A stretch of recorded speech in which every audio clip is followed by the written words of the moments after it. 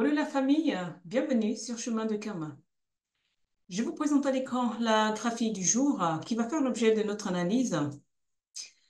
Comme prérequis, vous le savez déjà, pour la construction de notre dictionnaire étymologique des langues africaines, nous partons au fait de cette phrase de Théophile Obenga qui a dit au colloque du Caire en 1974. Il est acquis que pour relier deux ou plus de deux peuples culturellement, les preuves linguistiques sont des plus évidentes. Et nous utilisons la méthode Kuma, donc méthode développée par l'égyptologue, écrivain, chercheur d'origine camerounaise Dibomba Mbok. Et cette démarche de construction de dictionnaire étymologique des langues africaines s'inscrit vraiment dans l'optique de vulgariser les travaux de Dibomba Mbok. Pourquoi?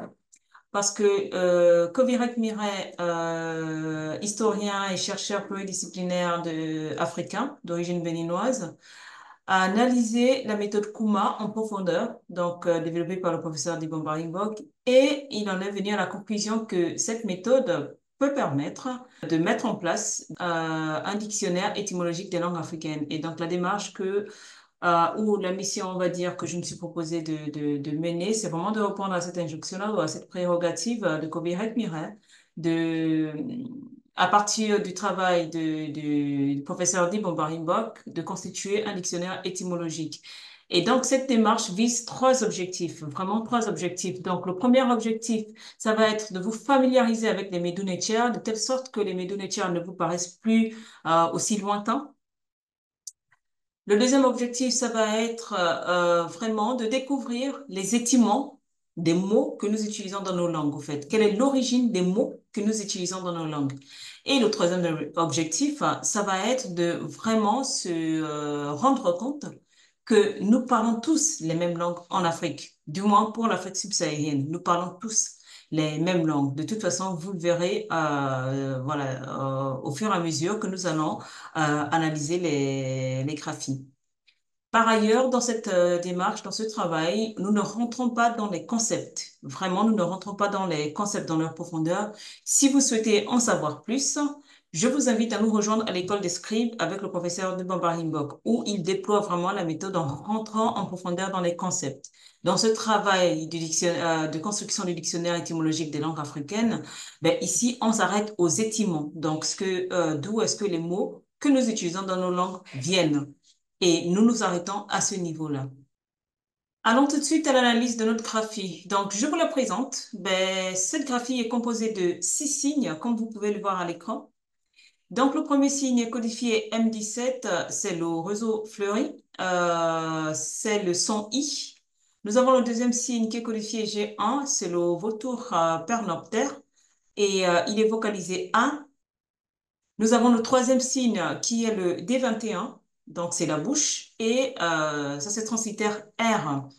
Nous avons le quatrième signe qui est le Z4 qui exprime la dualité, et nous avons le déterminatif qui est le F27 qui est une peau d'animal ou une peau de vache selon le dictionnaire que vous utilisez. Donc c'est la peau d'un animal. Et le dernier signe qui sont les trois traits que vous voyez indique juste que c'est un mot pluriel. Et donc, la graphie est translitérée hier et la traduction c'est lion. Et vous trouverez cette graphie dans le dictionnaire de Wallis Budge à la page 21. Et donc, nous allons aller directement dans nos langues pour savoir comment est-ce qu'on dit le lion dans nos langues. Donc, vous avez vu que la translittération c'est yar en négro-égyptien. Allons-y dans nos langues. En Bozo au Mali, vous verrez qu'on dit Yara pour dire lion. En Bangui, Yara, lion. Torosso, Yara, lion. Dogon, Yara, lion. Kouranko, Yara, lion. Doguldom, Yara, lion. Bamanan, Jara, lion. Et donc, vous voyez déjà qu'il y a une évolution consonantique entre le Y et le J. Donc, en Nzungo, au Burkina Faso, on dit Jara ou Jara, lion. En Ligbi au Ghana, Djere, lion. En Djeri, qui est parlé en Côte d'Ivoire, Djara, lion. En Mandika, on va dire Djara ou Djata pour dire lion. Donc, vous voyez ici une deuxième évolution consonantique d'hier vers le T, avec le Yalouké qui va dire Yeta, du coup, pour lion. Le Soussou en Guinée, Yaté, lion.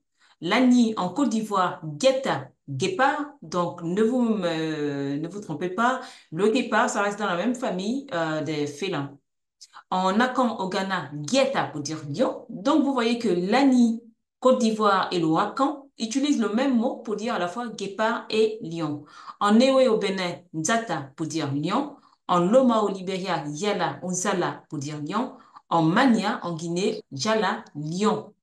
Donc, vous voyez bien que, on a ici la même racine consonantique que le négro-égyptien. Et donc, si nous souhaitons constituer notre dictionnaire d'étymologie des langues africaines, qu'est-ce que nous dirons en fait? Donc, nous allons définir les mots du lion comme suite. Nous dirons que les mots yara, jara et ses variantes djata, guetta, nzata, qui veulent dire lion, guépard, dans les langues africaines, puisent leur étymologie dans le négro-égyptien yar, qui est traduit par lion. Et donc, à travers cette analyse, on peut remarquer que la racine consonantique est la même à la fois dans le négro-égyptien que dans les langues africaines. Et cela rejoint ce que Cheikh Anta Diop disait depuis son époque, que l'antiquité égyptienne est à la culture africaine, ce que l'antiquité gréco-latine est à la culture occidentale. Merci de m'avoir suivi. Donc, je vous dis ensemble, prenons notre héritage. À bientôt pour une prochaine analyse de graphie. Au revoir.